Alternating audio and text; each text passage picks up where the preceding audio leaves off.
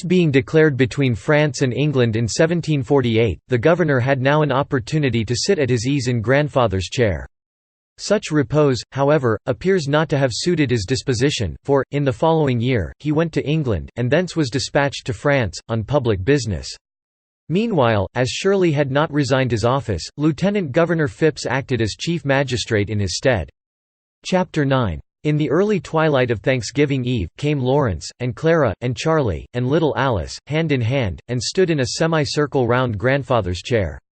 They had been joyous, throughout that day of festivity, mingling together in all kinds of play, so that the house had echoed with their airy mirth. Grandfather, too, had been happy, though not mirthful. He felt that this was to be set down as one of the good Thanksgivings of his life.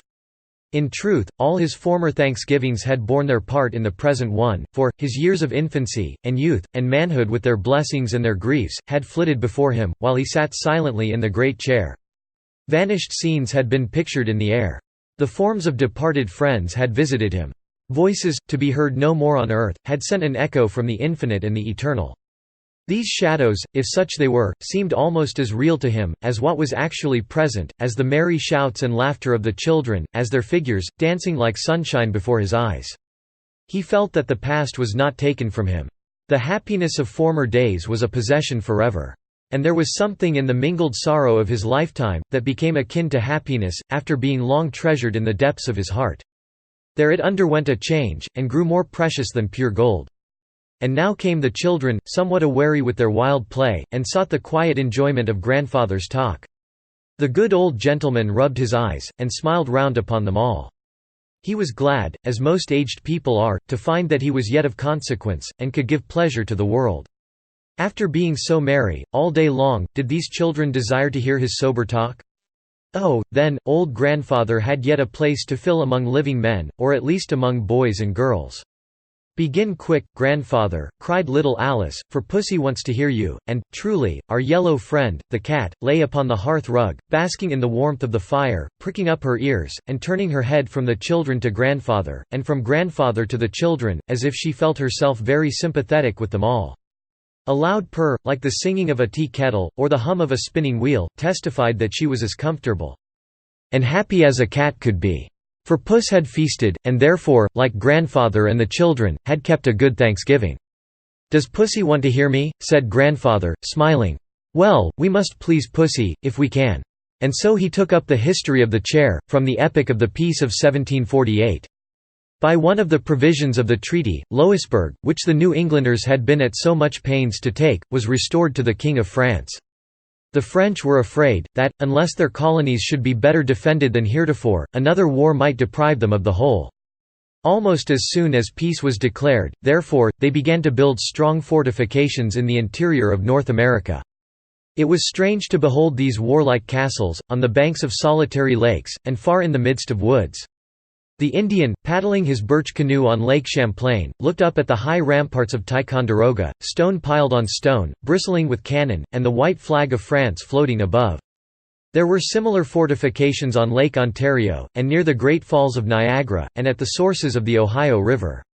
And all around these forts and castles lay the eternal forest, and the roll of the drum died away in those deep solitudes. The truth was, that the French intended to build forts, all the way from Canada to Louisiana. They would then have had a wall of military strength, at the back of the English settlements, so as completely to hem them in. The King of England considered the building of these forts as a sufficient cause of war, which was accordingly commenced in 1754. Governor Shirley, said grandfather, had returned to Boston in 1753. While in Paris, he had married a second wife, a young French girl, and now brought her to the province house. But, when war was breaking out, it was impossible for such a bustling man to stay quietly at home, sitting in our old chair, with his wife and children round about him.